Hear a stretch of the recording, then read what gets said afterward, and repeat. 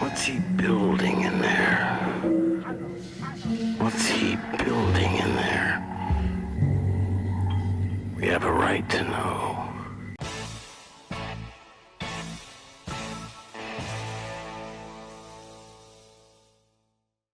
We're really thrilled this week to have a special guest, Will, and he's got some insight into what we've been seeing happening in the world lately. But before we get any further, Will, welcome, and love to give you the opportunity to introduce yourself to our audience. Yeah, thanks, PJ. So it's Will Gullatt. It's Gullatt with seagull at the seashore. So you want to get that. But yeah, nice meeting y'all. And we're all going through a bit of change these days. So we're seeing how the narrative is failing. And I was fortunate in a lot of it the way I was brought up. I had loving parents, even though they might have had their challenges like everybody did. I think my parents grew up in the Depression, so they understood what it was like to be hardworking. And my dad was an officer in the military and electrical engineering professor and whatnot. So had three siblings, and we all grew up in pretty much in Austin. My dad's family was in Louisiana, so we were just a bunch of hicks that moved to Austin right in the middle of all of the music scene and everything that was happening. And that was, it was a big thing for me. I was the baby, so it was like, I was kind of behind everybody. But when you're growing up in a family that's really trying to find their way, my dad was he worked at GE. He was Navy. He worked in the missile command out in California, where I was born. But they continued their operations with defense contractors and whatnot. So he was finally let go because he was overqualified. And, all the defense contractors, they just want to milk people. And he went on to teach electrical engineering. But my heart was just trying to keep up with the family. And he and I would come to having just, I mean, we were both spiritual people, but we were so different. And it was it was not comfortable sometimes for the rest of the family. They say my Chinese, both of our Chinese sign was roosters, and they say that two roosters under the same household make life unbearable for everybody else. Um, anyway, it was a good upbringing, but over a period of time, we saw all the changes that were happening with just our country. And you had the Clinton and the Bush families that were taking over quite a bit. And when I saw all this happening, that it was so focused. It was just like um, reality show. Back in the '80s, that's how politics became. It was all who can put on the best performance. And where was the statesmanship? I think it was Ron Paul. It was really one of the people that I looked into. It's like, this guy's a doctor. He's making a living. He's really cares about the community. And, did get to hear him speak a few times. And of course, it was sad with what happened to him, how this whole campaign was infiltrated. And it just, that's what happens when you speak out to people. People come out to you. So, 9/11, we saw that was all demolition. And that was really weird because my dad, as intelligent as he is with knowing that, physics, and he's trying to defend the fact that, oh, it was hit by a plane. And it's like, okay, you got a free fall in nine and a half seconds. A building that wasn't even hit by a plane. I'm like, come on. And he, I think it was the fact that Obama got elected after that, he passed away. It was just, I don't know. He was like 86, right? 87. It's like, I think he just saw where everything was going. It's like, hey, I'm done. I did what I can. It's all up to y'all now. But he's a good man. And, we got a bit of work to do. But, even though things seem to be kind of rough right now, it's like, we got to maintain, the rock of what supports us. It's the love, the community, reaching out to people, having that connection to source. Yeah, couldn't agree more. It's almost as if you've been listening to our recent podcast, because a lot of what you just said is right along the theme of what we've been talking about. In fact, or by the time our audience hears this, they will have already seen part one of a conversation we had with Ernest Hancock, who actually helped really launch Ron Paul's career, or really get him into the spotlight of the freedom community. And he told a really interesting story about that and the Love Evolution, if you remember that.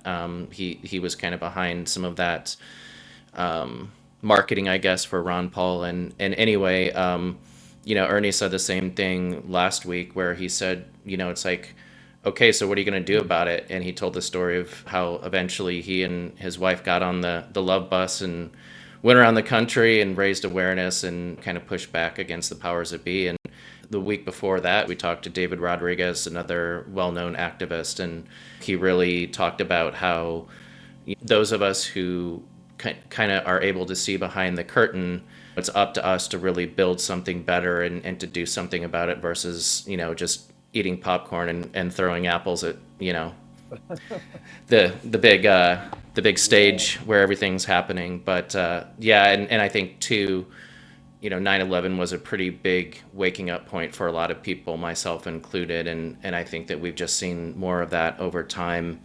So definitely relate to that story, and also the theme of just, we ultimately will overcome this through love is part of that, and I totally agree with what you said there. But we haven't had Jake say a single word yet in this podcast. So Jake, good to see you again. Any thoughts on Will's introduction? Well, first of all, welcome, Will. Good to have you with us. And yeah, we've just been on this trajectory here on our podcast, not through a lot of planning, but it's just like, I think we're just on this wavelength with each other as hosts and with our guests, all pointing towards really trusting source, trusting love, but not just sitting back and doing everything virtually in our lives, because the alarms have sounded. And we just know that you just look around and everyone's on edge. Nobody is at peace, or those that are at peace are probably in some ashram somewhere that we can't see, because I'm not seeing it in my life.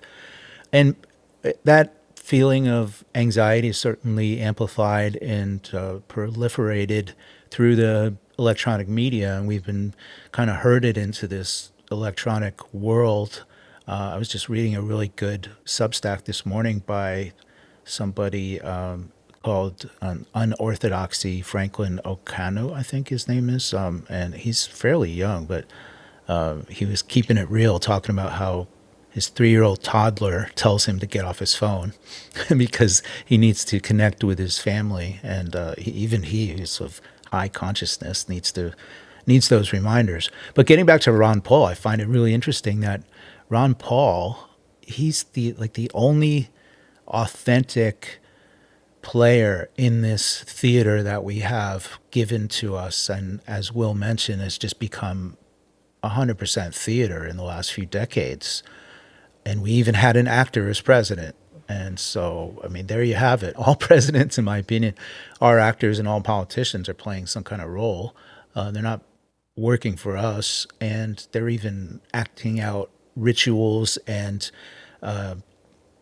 doing the whole as above, so below kind of rituals according to the stars, literally, because they believe that stuff. And if they believe it, it's probably worth us looking into as well. So Ron Paul, who was legit and authentic, he just couldn't keep it on in that environment. I remember the Tea Party movement, which was really centered around Ron Paul, just got completely co-opted. Once that got off the ground at an organic level, Glenn Beck got in there. I think he was on Fox at the time. I was living in another country and I wasn't watching the Talmud Vision, but I was just aware through what I was keeping up with that completely got co-opted. And then there was Occupy Wall Street kind of around the same time, and it took on kind of an Antifa kind of tinge, right? But it's really interesting that Ron Paul has continued those reverberations, continue to play out with a lot of people. And a really good friend of mine, PJ's met in person as well, was, speaking of 9/11, he signed up for the military, went to the Air Force Academy and was in the military and was dropping bombs on people as an F-15 pilot after 9/11. And he wouldn't have enlisted. He probably wouldn't have gone to Air Force Academy if 9/11 hadn't happened. However, Ron Paul, once he heard that message, checked out Murray Rothbard and the libertarian movement back then. Probably antiwar.com was a big one, and LouRockwell.com. He and his future wife, she's a pilot, they applied to be conscientious objectors, and now they're like homesteaders.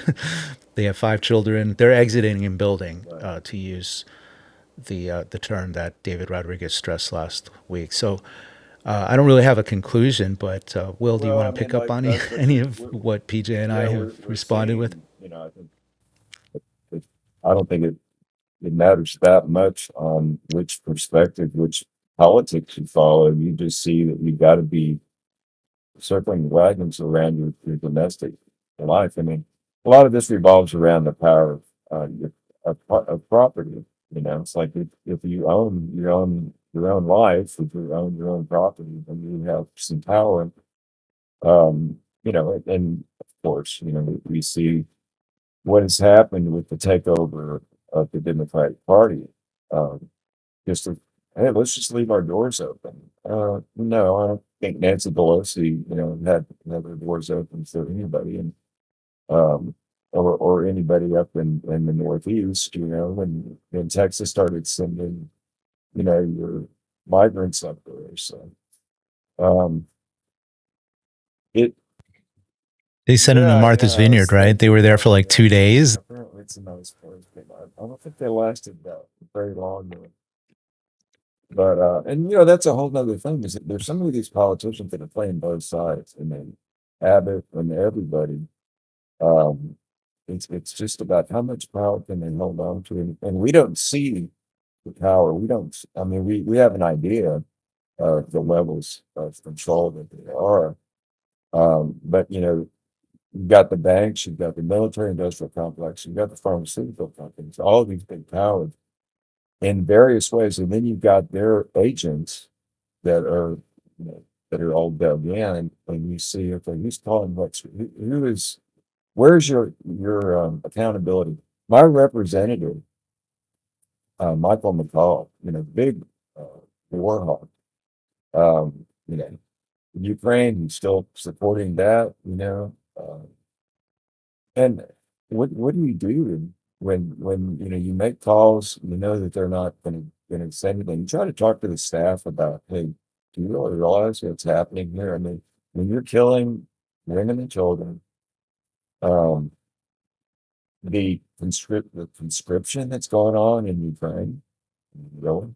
Thank God we have the internet that we can see these things that are happening, TikTok and these things. Um, we had to make a change. I mean, the people had to speak out and make a change, and that's why Trump was in office. Now, you got a bull in a china shop. I mean, really? I mean, that's who he is. He's a narcissist. I don't like him, but what's your alternative? You're going to have your doors open. You're going to have, and we still have men and women's sports. I mean, um, how do you reach people that you love? I mean, come on. I wasn't didn't go that far in the music business because I didn't want to starve. I could have a career, but a lot of friends and musicians. And how do you reach them you got to find them some way and that makes sense to them with their family. Hey, how do you want your kids to grow up? Maybe your daughter's an athlete. You want to see her competing with men.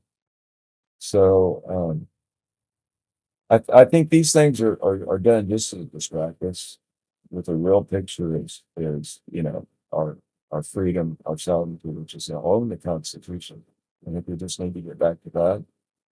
Um, and when you see, I, there's the idea if we had um, your your brands on all your politicians on who gave them money, I guess that would be a next step.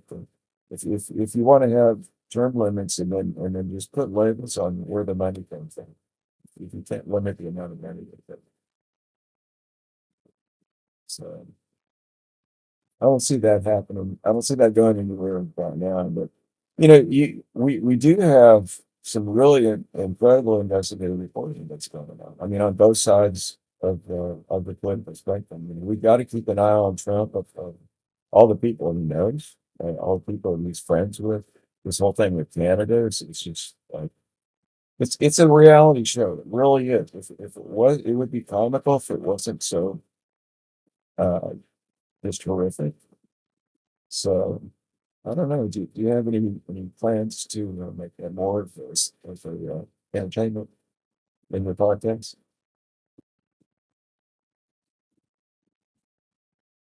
I think there's a lot of creativity, creative things that creative minds that could have fun with it, and people are doing it. George Webb, Max Blumenthal, those guys.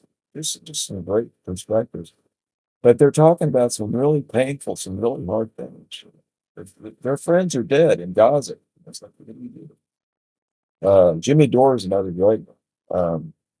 He took the shot and he realized that they're trying to kill us. That's what it boils down. Yeah, I mean, picking up on the open question that you put out there is, how do you reach people? And I think, we've talked about it in past podcasts that, you know, the Socratic method is probably the best way of asking questions and getting people to come to certain realizations on their own versus force feeding because it's like if you jump to the conclusion about the beast system and all the different aspects of that, it's just going to sound like crazy talk to most people. But I think you have to leave the breadcrumbs for people to find on their own and have those revelations, piece by piece, because otherwise, I mean, it's a pretty dark and twisted world that most people don't really realize how it's constructed and how deep and far back that evil goes. I mean, in fact, every time that I think that I've learned to a certain extent, I invariably will find something, go, oh wow, this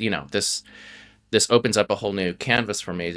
And there's, I guess my point here is we're never done learning and exploring and understanding. And even I brought to Jake's attention, which I got a chuckle out of him responding to me when I said, "Oh man, have you read this book, the Curse of Canaan?"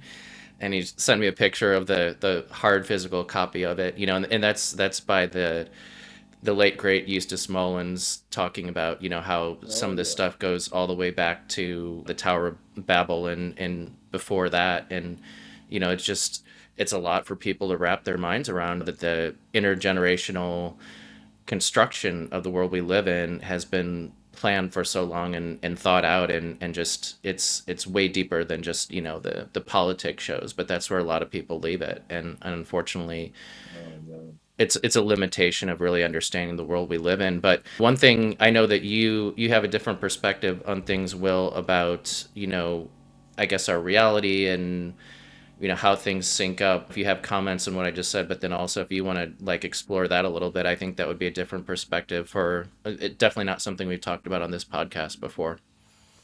Well, you brought up Eustace Mullins. I mean, and his uh, the poets that were influencing so many people, but I can't even think of the ones that were doing. My education with some of that is limited, although I was born in a time where we still had some decent children's books to read. Um, and some you still had 1984 that was rereading its kid. A lot of this came through because of the children that took on from their parents, like my family, my dad was in the military. Um, but people that were their fathers were maybe CIA or intelligence. Um, I'm trying to think of the name of this book, but it was a science fiction. But there were so many good books back in the day. They got us to really think about, to have a creative inspiration into our reality as opposed to just programming, hey, BEI or whatnot. Oh, you got to really improve everybody. But then see, you get into somewhere more equal than others, right? Like the whole animal farm situation. That's what we're looking at. But again, I think reaching people, you come across so many people that now have had health issues. And thank God that we have someone that's really making a difference in HHS. Um, and it's not going to be pleasant for a lot of people, but it has to happen. I mean, you've got to get people unplugged from the whole medical establishment. Um, the programs that are being run. Since I was raised as a Christian Scientist, so it's like I never had any of that. Um, I didn't have a doctor. It's like, why would I go to a place where people are staying sick? They're not.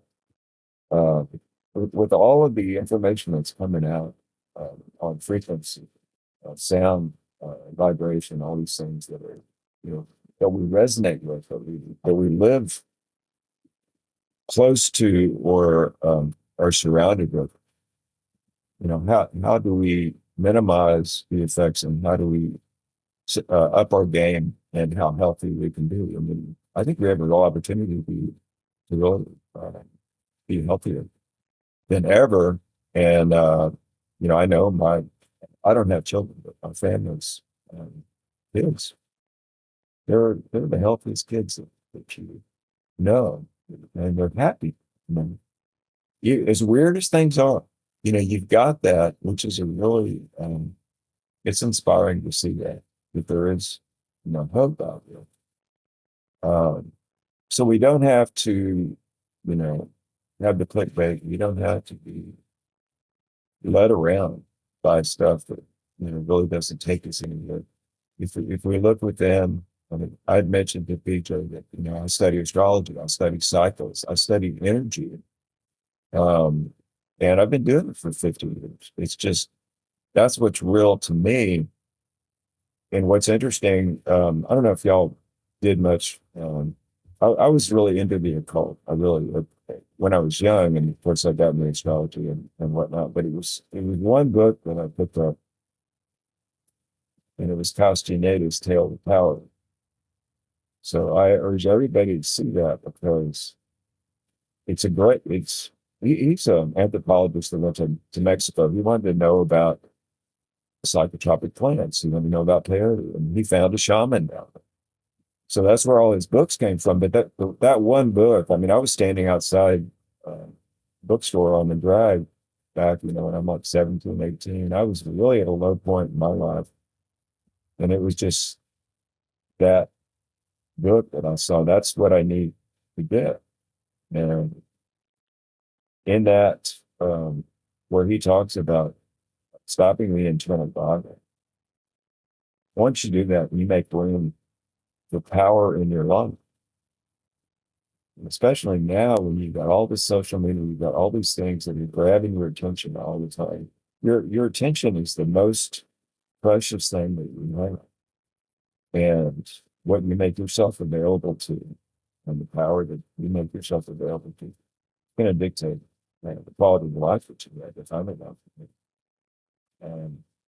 But he also said in that there's only one true pair in duality.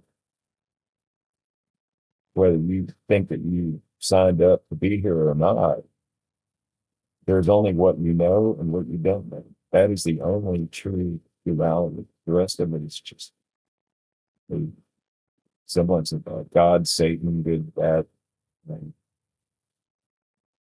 And it's if God knows everything, if that's all, you know, what we have to do is accept that humility that we have that we don't know, and we can open that up to where power is, because that's the unknown. And we have to, it's a risk. And we have to take that step to discover ourselves and discover that. And then we can come back and move from that. So I don't know how y'all feel about it. Those words, but It totally resonates. Incidentally, my dad was also a military contractor and electrical engineer, and I lost him a few months ago. And I have his phone, and I was looking through his Kindle, and he he was a few days short of 91, and always seeking knowledge all the way until the very end. And it's just interesting. There's so many books that he read, and I found that he had an addiction. He didn't read novels as far as I knew, but he read all the Lincoln Lawyer novels, which I found really hilarious because he never mentioned those to me. Well, he was reading up until the very end. I mean, he read The Great Gatsby up until like a month before he passed. And so your point that, we'll never know everything, just really hits home with me, because someone like my dad was reading for 91 years, and there was so much more that he wanted to read. There's so much more he wanted to learn and share, and you just can't. And you just have to trust at some point that you need to just be consistent in your actions and try and impact with love those that you can around you, and that's enough. There's always some unread novel. There's always some undone project. There's always some place that you've never visited that you'll never get to. So that hit home with me. But I think you also touched on something that's been a really important theme for us during our entire venture into this podcasting world. We're almost up to 20 episodes, and you literally said your attention is the resource that is most valuable. And I think we overlook that all the time. That's just, time ticks away as we're frittering on TikTok or whatever the previous iterations of technology were. And I just find it very comforting that our guests all seem to agree that where you pay your attention, and the word pay is not unintentional, is really important. And so my question for you is, like, knowing all this stuff is going on in the world, knowing that the world is the way it is, and the deck seems to be stacked against us, how do you proceed in your life? It's kind of lonely out there, navigating normie land, and Jack and Diane Smith are just buzzing along, taking their shots and bringing their kids to their wellness visits, and they're just going to their cubicle and working if they're lucky enough to have a job, and turning on Netflix and chilling. Do we even need to navigate that society, or are we kind of building something parallel? Is that the best step? Because I don't see the political solution either with any of these actors on stage. when you go with them and you really search within your soul, and you get a clarity that comes from within, because it doesn't exist out there. It exists within all of us, and that's the delusion. That's the deception, is that we're all separate, and that's just the comedy and the drama is right there. It all goes to that point. I wanted to share this with you, Jake, because that one of the hardest things I ever had was losing my dad, because I didn't realize, what it was, how much it was going to hurt. So my heart goes out to you there. He had been in submarine service in World War II, and he never went to the training. He was trained, but so what happened was he met my mom in Boston and fell in love with her. She was there at the Mother Church. She was Christian Scientist. She actually went on to volunteer in England during World War II and be of service in the ways that she could. You have these pilots that are going over on, many of them are not coming down. And so she took it on herself to go over there. And, they had V2 rockets and stuff coming down. It's just amazing to me, some of the things that the sacrifices that people made. But, my dad was electrical engineer and he had just gotten out of, he was going to go on to Notre Dame and do stuff, but the war broke out. And he had met her and wanted to marry her. And she said, I'm not going to marry you. You're going off to war. I said, what are you talking about? And he wrote her so many letters and stuff. Occasionally he would get one. But he was never trained because when he went into the service, he didn't know where he was going to go. And he met this officer, he met this captain. He turned out to be the most highly decorated captain in submarine service. And he was a Christian Scientist. And they would have meetings on the boat. Half of the crew would be part of that. But there was one time where they were under attack from a destroyer. They knew exactly where they were. And they were just, depth charges going up all around. The conning tower actually caved in, and they were starting, they were starting to buckle. And one of the machinist's mate volunteered to go up into the conning tower because they could not close the hatch. It was so deformed. And he actually beat it down with a sledgehammer. And so he's up there in the conning tower while all this is happening. And the captain says to my dad to go below and pray for the safety of the day.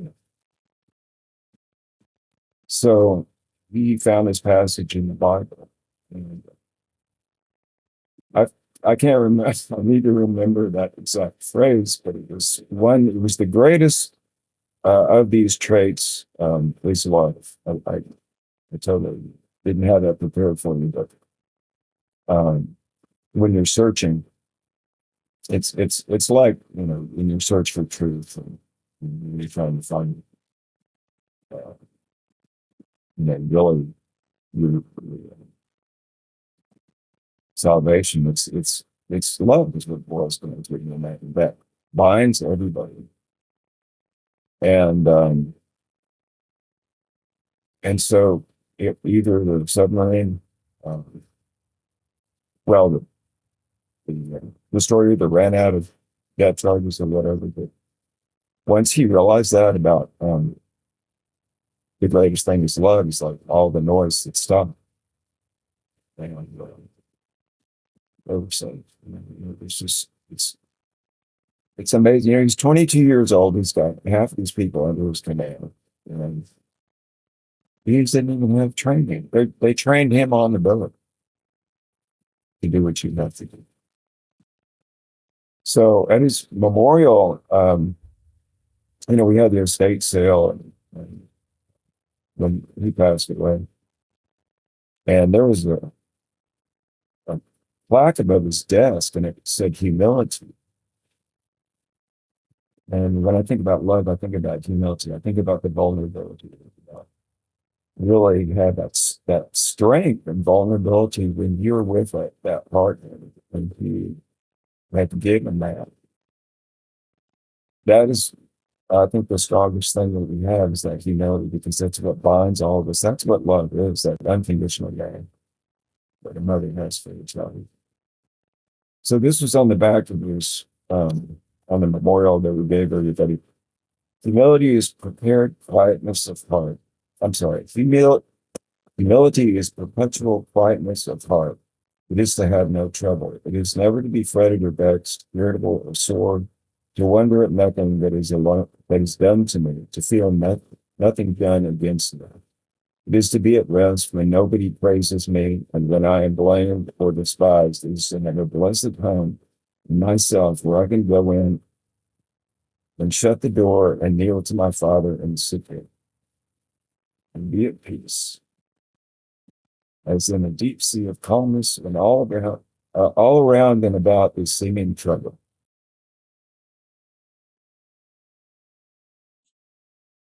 Wow, that's great. Thanks for sharing that.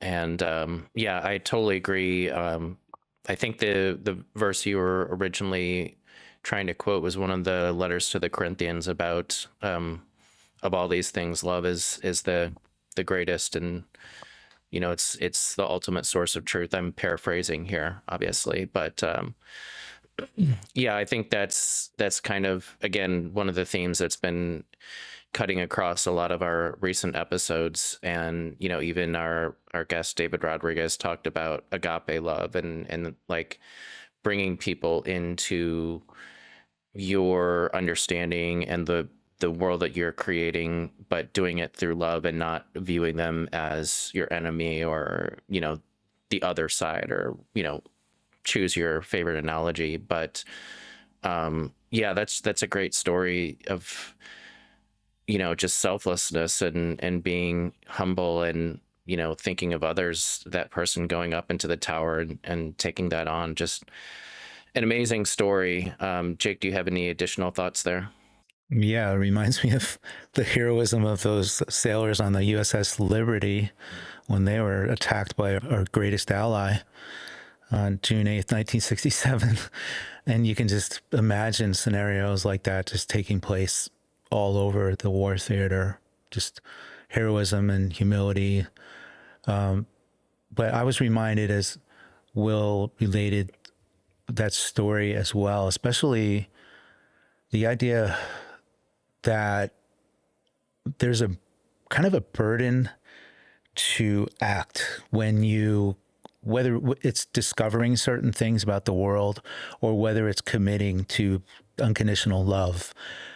You have to be consistent. Otherwise, you're going against, I would say, like God's design for you in a way. And I hate to use an elite kind of attitude or kind of, point to being set apart from other people. But I think those of us that have come to realize that the world isn't as it seems, and there's so much deception out there, we do have a burden to really walk the talk.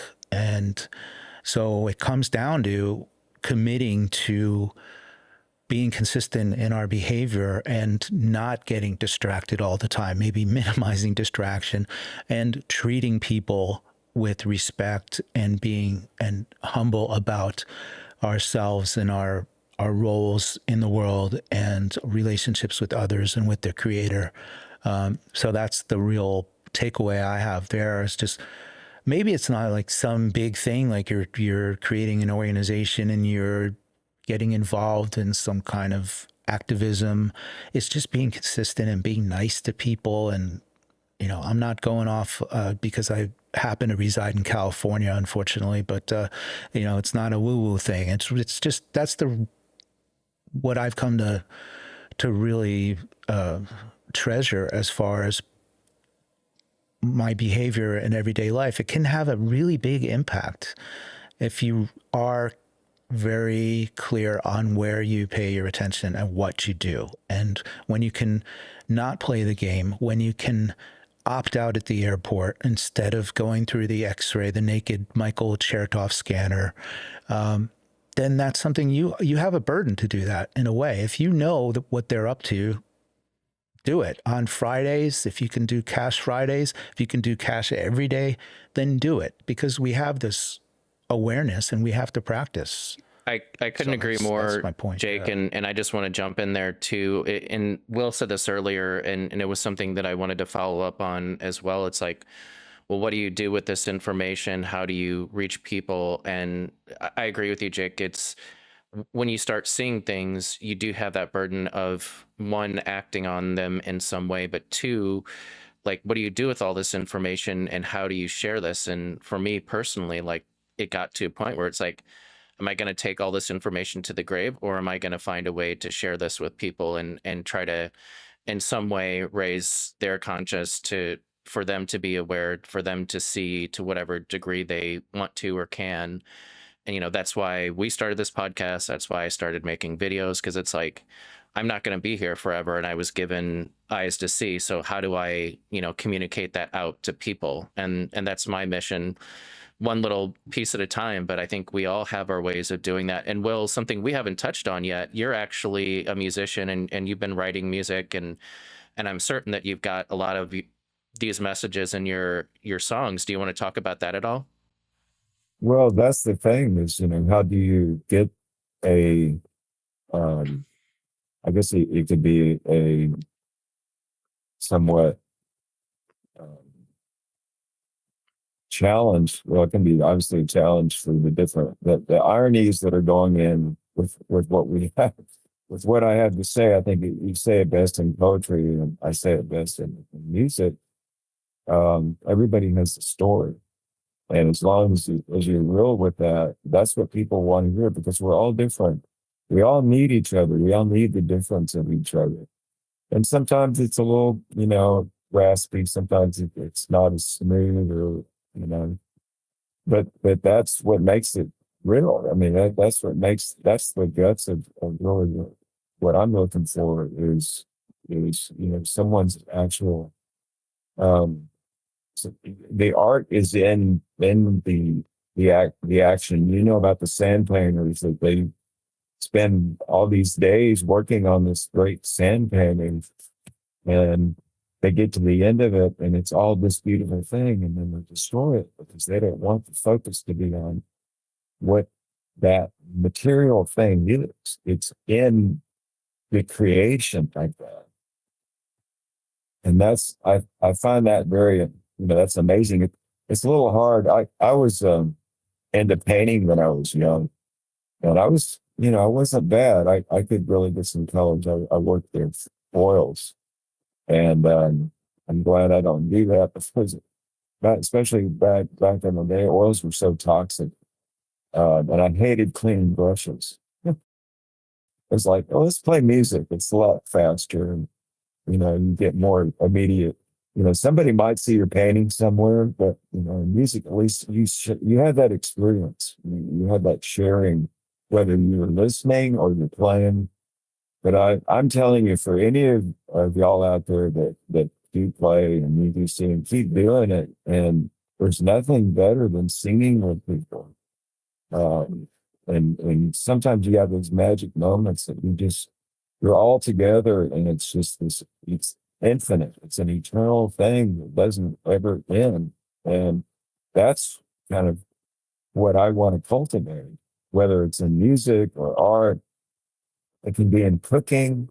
It can be, it can be in exploring. I love to sail. I'm a sailor, so I try to get out on the water and, you know, try to just, I'd love to get out in the Caribbean, out in blue water. I've got friends that are able to do that.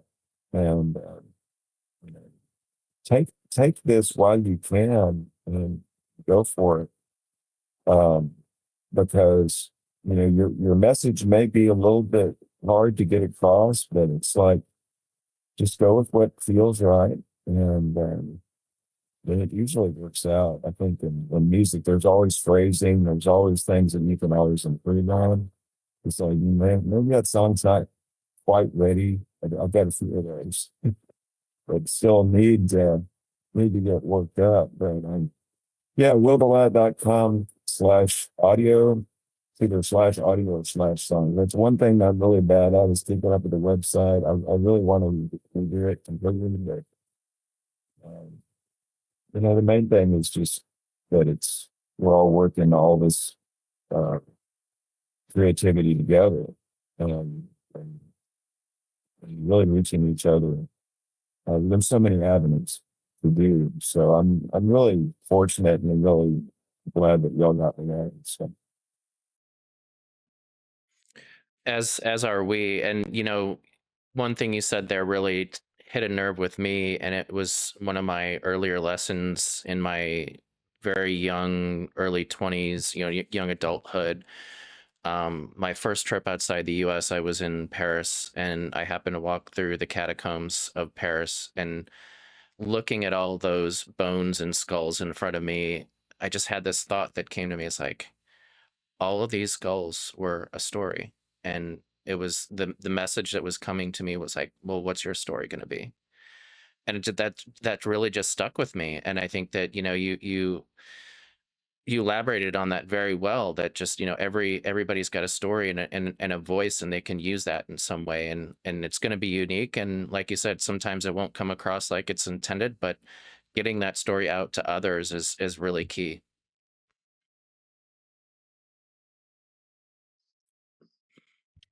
And in some ways, I think Will said this. You put it out there, and it's connecting to the theme of vibrations. That it's out there forever in some sort of fashion. Maybe we're incapable of understanding what fashion that is, but it makes a difference, and it can be felt. Sitting around watching porn and Netflix, that's low vibrational, right? Or elevate. Elevate is the key. Activate, elevate Yeah, first, yeah. and then activate. Couldn't agree more on this. Well, whatever makes you feel good, I think, is in a lasting way, not just a fast food kind of way.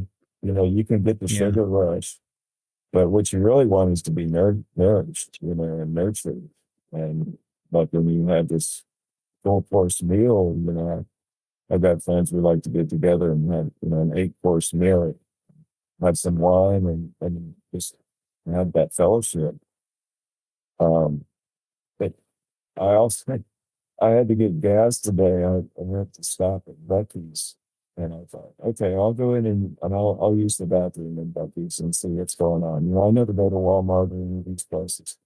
There's so many people in there that are getting whatever fast food or candy or cigarettes, and it's just like, okay, I'm just here. I'm just going to be here for a small period of time. We're all in here for a moment.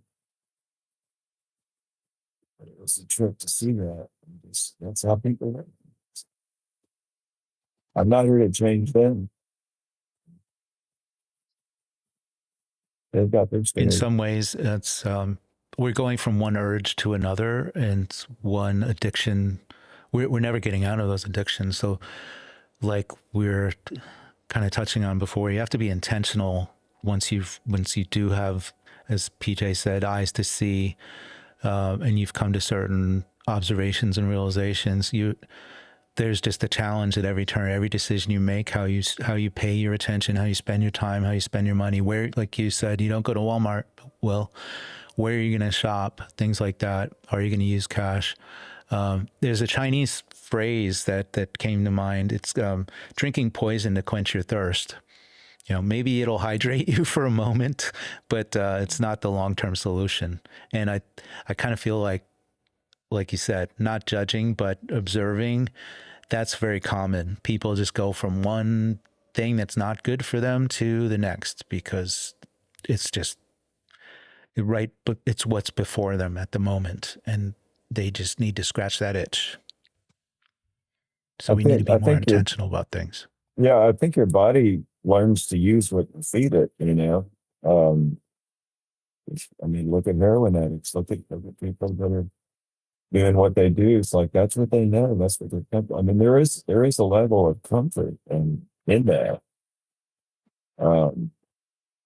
But it's a terrible cost that all these things come to. And I don't know. I think there's so much that we're learning right now.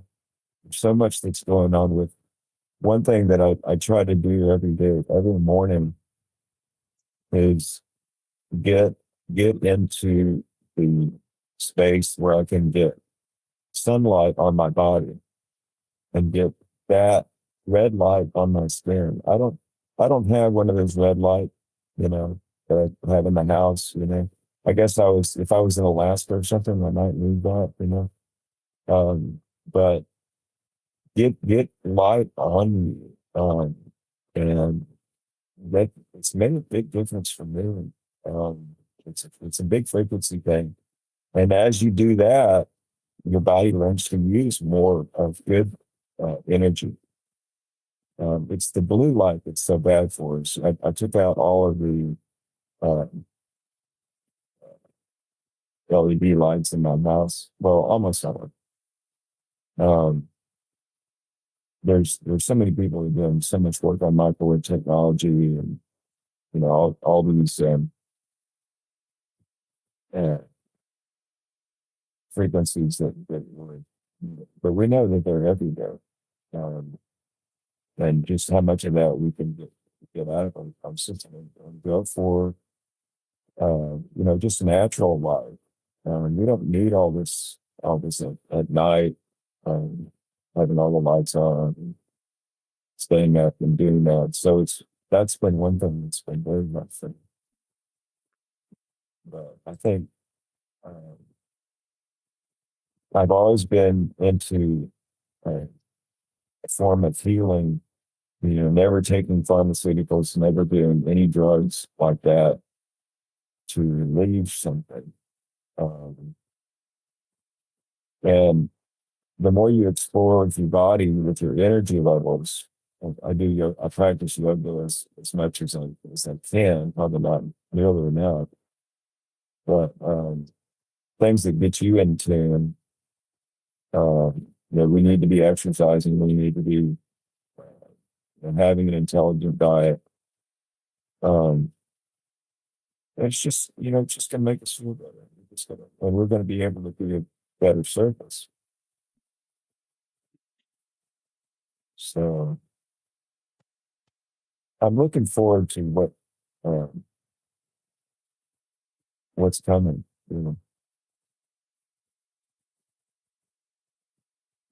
I think there's a Well, we lot. know something's coming, right? Well, right. Does feel that way. Is it going to be a big thing, or is it just? That's that's the question. Is it there going to be some realizations or some announcements that are going to make change? I know we're all concerned about the financial system and where that is. I mean, when you can hide all your transactions, um, it's stuff that has to come to light. Indeed. And I think that's, just the So realization that something's coming. None of us can really say what the next shoe to drop will be, but I think that's why we're all here to be able to be a community to, explore all this and understand it together and just, stay in contact. And one thing that David Rodriguez said last week that really stuck with me is like, the revolution will not be in front of your TV set. Now that's me paraphrasing a little bit, but it's really being out and being in the community and around people. Like that's how we're ultimately going to get through whatever comes next and to build together. It's actually being out there in person in the real world and not in front of a screen. So that would be part of my parting thoughts for this episode. Jake, Will, do you have any final thoughts? I know we're getting close to the hour mark here, and we all have things to go run off to. But yeah, just maybe Will, do you want to any concluding thoughts from your side? just do what you love. Do what makes you strong. Do what makes you happy. Have courage. Have curiosity, and have laughter in your life. That's all. Well, PJ and I have, we're listening to your advice to maybe up the entertainment factor, but I'm normally not a stand-up comedian, but except at dinner parties. So maybe I'll work on my act a little bit, but I just think that maybe we don't have to do anything. We just have to be intentional, and that's good enough. But I am reminded that we talk about the 1% and how they control us and things like that. We give up our sovereignty and our autonomy when we buy into things like that. But just a reminder, if it's 1% controlling us, then what happens if we tie our actions and our consciousness together as a force larger than the 1%? Maybe we could turn things around. And if we don't, well, we're at least alive during some interesting times. And that is not actually a Chinese phrase. When you live in interesting times, nobody's been able to find that. It's kind of like all the Einstein quotes. They don't actually exist. He never said them. So that's my conclusion. Well, Will, thank you for joining us this week. It really great conversation. Yeah, I know we had some technical difficulties weeks ago, and I'm glad we were able to overcome them. And certainly, we'd like to have you on in a future episode and check in on you and check in what's been going on in your music and your art in general. But do you want to provide one more time a place where people can find your work or any other resources that you'd want to share with our audience? Well, it's mainly just the willgullatt.com / it's either audio or songs. I forget. Gullatt. I know I've got I've got a YouTube, but it's really hard to find it because there's the name, the band that I've been playing as far as the Living Daylights. It was another band like years ago back. There was a jazz band, I think, and another band that was real big on social media.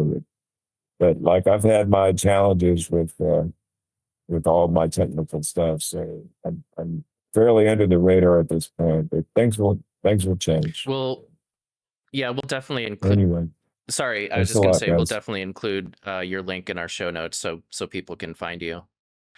Well, with that, then I will just thank our audience for listening this week. Stay intentional, stay high vibration. We will see you next week. You just have to flood a country's public square with enough raw sewage. You just have to raise enough questions, spread enough dirt, plant enough conspiracy theorizing that citizens no longer know what to believe.